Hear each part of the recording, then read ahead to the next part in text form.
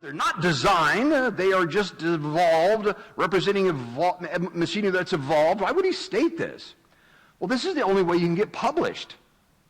See, if you're a researcher today in science and you're pointing out something that looks designed in the biological world, you better make sure that your editors know that you're not talking about real design.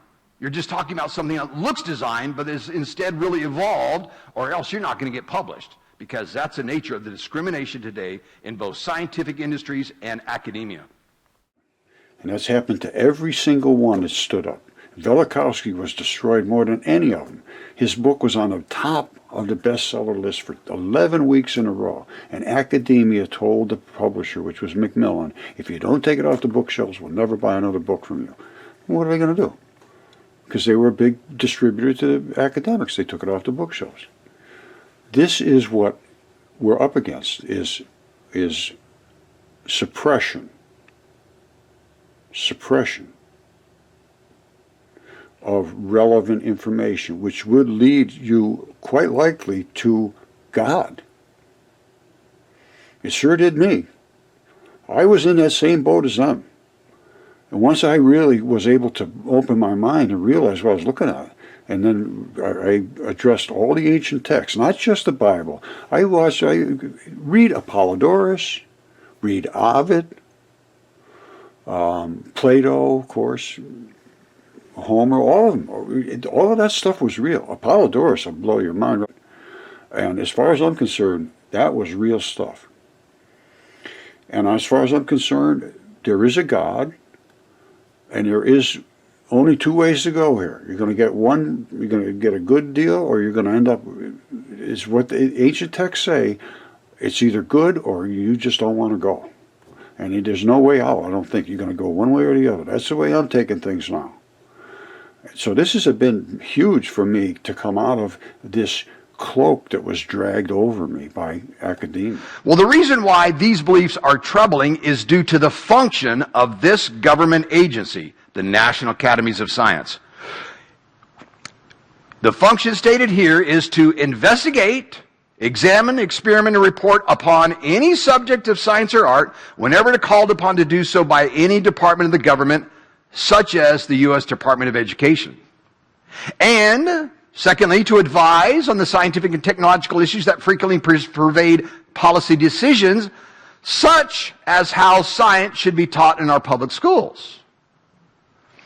So, with such disbelief amongst the members of the National Academies, it should not be surprising to learn that the National Academies aggressively advises against the teachings of creation or intelligent design concepts in our public schools.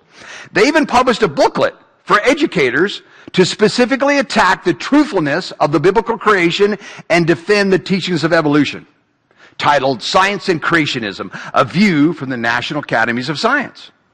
The purpose of the booklet that is stated by the publisher is to advise unequivocally that creationism, the belief in the biblical creation, has no place in any science curriculum at any level. You want to know why we can't teach about creation in our public schools? Is due to the advisement of the National Academies. Well, bolstered by such prestigious criticism from the National Academies of Science, people of faith have become the subject of much discrimination and harassment in education and science fields specifically. Teachers or scientists that question the theory of evolution in particular are discriminated against so severely that they simply cannot hold jobs in those fields today. You cannot be an educator in our public schools, and you cannot be a practicing scientist today if you overtly criticize evolution or defend biblical creation. It won't happen. And those that hold to biblical creation have been the source of much jokes and mockery, placed on this TV show as occupying the lowest position on an intelligence scale. Well, let me show a few examples of discrimination against scientists and educators. Roger DeHart was a science high school biology teacher here in Washington State, in the Burlington Edison School District, until until the American Civil Liberties Union contacted his school because he had provided his students with papers that challenged evolution and gave evidence of intelligent design. So the American Civil Liberties Union threatened his school district, which then moved to quickly take away his biology classes, transferred him to another subject, and he later had to change fields. Nancy Bryson was the head of the Department of Science and Mathematics at the Mississippi University for Women until she made the mistake of giving a seminar titled Critical Thinking on Evolution. Shortly thereafter, she was asked for her resignation. When she refused, she was presented with a non-renewal notice for a single seminar that challenged evolution. And she was the head of the science department. As the editor of the Proceedings of the Biological Society of Washington periodical, Richard Sternberg published an article that mentioned intelligent design as a possible cause of the complexity found in cells. Following this publication, he faced retaliation, defamation, harassment, and a hostile work environment where he worked at the Smithsonian National Museum of Natural History. So this is a federal level scientist, right? In response, Sternberg filed a complaint with the U.S. Office of Special Counsel, the agency charged with protecting federal employees. After an investigation, the Office of Special Counsel report stated that there was evidence to corroborate Sternberg's complaints, concluding that, quote, it was clear that a hostile work environment was created with the ultimate goal of forcing Sternberg out of the Smithsonian for publishing an article as an editor of an unrelated periodic article. He found himself without a job. Guillermo Gonzalez was a professor of astrophysics at Iowa State University until he made the mistake of publishing a book titled The Privileged Planet. Now, the book didn't espouse biblical creation in any way. It simply pointed out the fine-tuning of the universe that is necessary for life to exist. But for publishing this book, following the publication of this book, a campaign was initiated against him by another faculty member at Iowa State University. A faculty member that was an outspoken atheist and the head of the local atheist club at Iowa State, and was also the head of the religion department. Because that's what you have to be today to teach religion in our major universities. You have to be an atheist. Well, and so following this campaign against him, he was denied tenure. And this is incredible because he had exceeded the qualifications for tenure by 350%. The Iowa State University's qualifications for tenure was that they had to have 17 peer-reviewed publications. He had 65.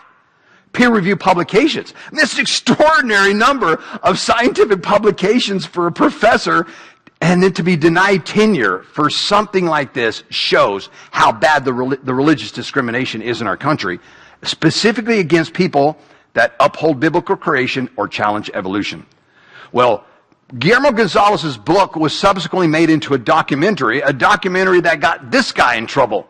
This David Coppage David Coppage was the team lead on the Cassini mission to Saturn at NASA's Jet Propulsion Laboratory. So we're talking again, another renowned scientist made the mistake of loaning Guillermo Gonzalez's Privileged Planet DVD to some of his coworkers, and as a result of that, he was reprimanded and subsequently demoted. He then filed a lawsuit to protect his freedom of expression. Subsequently, he was fired for filing a lawsuit. What in the world? One more example.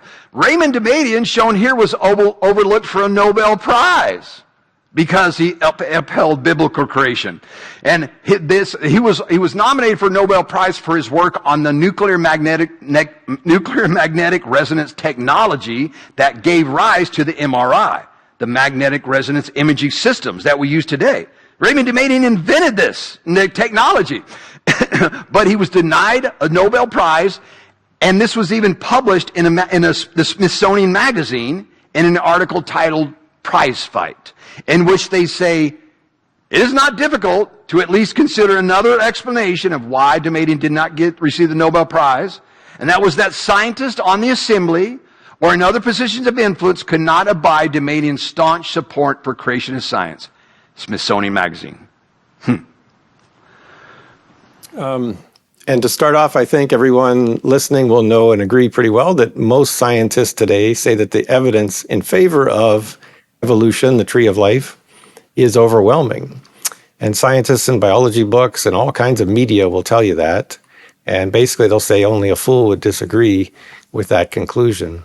And this is my son's high school AP biology textbook, and it's very clearly written in piling up evidence on the side of evolution. But there's two challenges to that. The first challenge is that these sources of information, they will only speak about evidence in favor of evolution, and they basically forbid or block out any discussion about the alternate hypothesis up front. And that actually is a very strong form of bias. It's kind of the worst kind of science, is when you block out the alternate hypothesis up front and you don't even allow it to be considered. So that concerns me right up front. Okay, my friend, so I have shown you, or will show you, that I have every bit of evidence to prove my side of it. And now what it breaks down to is it becomes a thing about God. Because this is where it ends up at. Creationist nonsense about giants and about no evolution and creationism and God. They will not allow God in there. And listen to this. It's not only did they not allow it, they made it legal that they can't teach this. Despite definitive legal cases have establishing the unconstitutionality. So it's against the Constitution to teach creationist ideology in science classes. It's unconstitutional. Can't do that. No, not in our class. The theory of evolution remains consistently still under attack. So let me just read it in one big long sentence. Despite definitive legal cases that have established the unconstitutionality of teaching intelligent design, which is a God thing, or creationist ideology, God thing, in science classes, you can't do it. The theory of evolution remains consistently under attack. Now, the theory of truth is under attack from these professors and these universities. I quote here Sir Arthur Keith, another crusading evolutionist of the early 20th century. He said, "Evolution is unproved and unprovable." Amen, brother? I would agree. We believe it because the only alternative is special creation, which is unthinkable. In other words, we're not believing in it because we can prove it, we can't. It's just because the alternative is so distasteful, so unpalatable, so reprehensible, that we'd rather believe anything than believe that. Well, it's a free country. You can choose what you prefer to believe, but you don't have the right to say that belief system is science by definition. Now, this quote just about blows me away. By the way, the full references for these quotes are found in my book out there, Evolution on Trial, with evolutionists at the witness stand. But L.T. Moore, he brought it to the ultimate, what we call in logic, reductio ad absurdum, reducing the argument to its ultimate and logical yet absurd conclusion. He said, the only alternative to evolution is the doctrine of special creation, which may be true, but is irrational. You got to ask the question, how can the truth be irrational? If the truth is irrational, how can we have any kind of intelligent or logical discussion about anything? Since, after all, anything we discuss that might be truth is also irrational. And why waste the time? Basically, the truth is that which exists as reality. That which exists as reality is simply the truth. How can that which exists as reality somehow be irrational? The only answer I can find is only a philosophical bias is given more importance than truth. But here we're supposed to be dealing with science. Science is supposed to have the upper hand. What we can prove by repeated experimentation and observation under controlled conditions, in a laboratory preferably, that's supposed to reign. But here we have seen over and over again, science has little to do with why some of the most eminent evolutionists in history have rejected creation out of hand. It doesn't fit their bias. And if they have to, they'll even say truth is irrational. because if that's the real truth, they don't want it. Much like the Jews said about Jesus, we will not have this man to reign over us. We don't care if he can walk on water, change the water to wine, raise the dead. We don't care. We don't like him. He's not the kind of Messiah we want. And many evolutionists say, well, it may be true, but we don't want it. We will therefore call it irrational and proclaim ourselves the victors because we're rational, we're scientific by definition. What a charade. What a sad thing. Now, is there a double standard regarding intelligent design? I think so. You know, if an archaeologist dug up clay tablets in the Middle East with the Gilgamesh epic written down in beautiful cuneiform, and he brought this in and said, oh my goodness, look at this ancient epic story of this great flood. Wow, boy, a society that was really, gifted in literature and writing produced this. Well, there'd be no brouhaha about that. Everybody would accept, yeah, certain types of design like that don't happen by wind and rain and erosion on clay. Doesn't produce the Gilgamesh epic in cuneiform. Doesn't happen, at least not in our scientific experience. But that same argument is what the creationists use. The type of design, and particularly the linguistic complexity we find in all living organisms at the molecular level, information is the key to information storage and retrieval and actualization and utilization. It's all about information systems that interface with one another and cooperate with one another. And yet information is, based on everything we know in real science, something that only arises, as far as scientific observation is concerned, by intelligent authorship. Never by time, chance, natural laws of chemistry and physics. All the experiments have failed for more than half a century, since the landmark experiment of Stanley Miller in 1953. Yet, in spite of decades of abject failure, the evolutionists still are there, because in their book they can't lose. After all, the rule book says they win, even if all the evidence is against them. You have to understand that mindset, or you will get very frustrated in trying to converse with them. But say we have, this idea, well, you can't never invoke, intelligent design is by definition religion. It is by definition not science. Everything must be explained in terms of naturalism. So we tell our college students we're going to go out and look at this phenomenon. And before we go, remember the rule book says you can't invoke intelligent design and control procedures to explain this, okay? So then they take them out and they look at what? Mount Rushmore. Now they'd look at that and say, well, gee, 4 presidents' heads carved in granite. How did that get there? Based on everything we know in our life experience and in observation and science, they had to take that information, which we knew from eyewitnesses who drew portraits of Jefferson and Washington and actual photographs of Teddy Roosevelt and Abraham Lincoln, and they used that information to impose a precise facsimile or replica in granite at Mount Rushmore. That's the only way we know, based on any science, that that happens. It doesn't happen by wind and rain and erosion and squirrels burrowing into the rocks, at least not in our observation. But they know they want to get an A on the test. So they go, well, doesn't seem to make any sense, but I want to get my A, so I'm going to say, isn't it amazing what wind and rain and erosion for millions of years and squirrels burrowing in the rocks did? 4 presidents' heads in granite.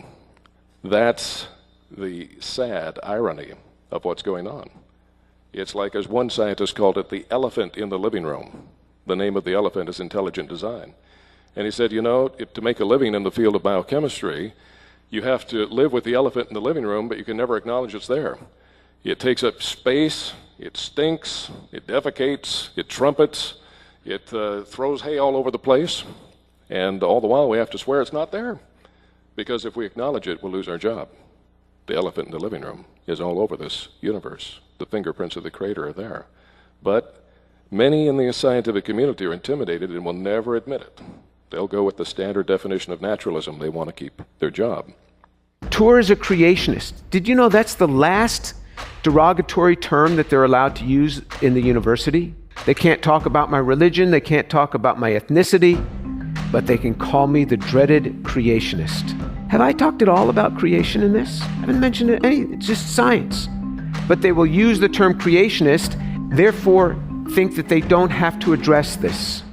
Okay, scientists are still clueless on life's origin. To better understand the significance of the significance of the difference between the biblical worldview and the atheistic worldview, I want you to listen to a little bit of dialogue here from William Provine, who describes the implications of the evolutionary worldview. Now, William Provine is a professor at Cornell University in the Department of History, Science, Technology Studies, and Ecology and Evolutionary Biology. William Provine.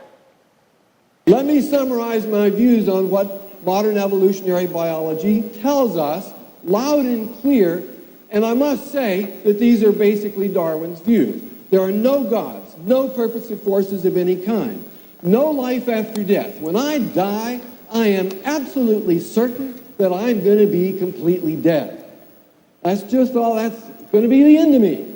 There is no ultimate foundation for ethics, no ultimate meaning in life, and no free will for humans either. There is no foundation, ultimate foundation for ethics, no meaning in life, no free will either. No free will. This is an often claim you'll hear by atheists such as William Provine. What they mean by this is that we're basically, a bag of chemicals, and chemical reactions are taking place in our body, and, hormones telling us what to do and these kind of things. And these ultimately determine our behaviors. These ultimately determine our traits. We're an evolved ape following our, ape-like passions and animal instincts, and you can't judge a person for such things. You can no more judge someone like us from killing a person than you could a lion out there killing some hyena who's in competition for him for food. No free will. We are driven to do what we do, and how can you judge a person for that? This is the ultimate conclusion of atheism. And in such a society, a society that's governed by these kind of humanistic, atheistic views, you end up with a society like ours that is in moral decline. A society where, again, man is the measure of all things, when only man's opinion matters. There's no ultimate foundation for ethics. You have no meaning of life. You end up with a society like ours of lawlessness, where things like homosexuality and abortion are not only treated as common, not only are they common within a society, but also people act like they're right. People have the right to do such a thing. People act like they have a right to kill their baby. I mean, how did we come to such a place? Terrible. And it's because of these teachings, I believe, the teachings of evolution, these atheistic teachings, that we're seeing a decline in the beliefs of people within our population. And the beliefs are most notable within the younger age groups. This is a Gallup poll. This survey basically asked people, do you believe in God? And you see, in our nation today, 92% of the population believe in God. And this statistic has actually been stable all the way back since the 1940s. Since they first started doing this survey since 1947, this number has remained incredibly stable. 91, 93% of the population believe in God all the way back since they've been taking these surveys in 1947. Which is incredible. How is it that we live in a society where 92% of the population believe in God, but we can't teach about God in our public schools? What happened?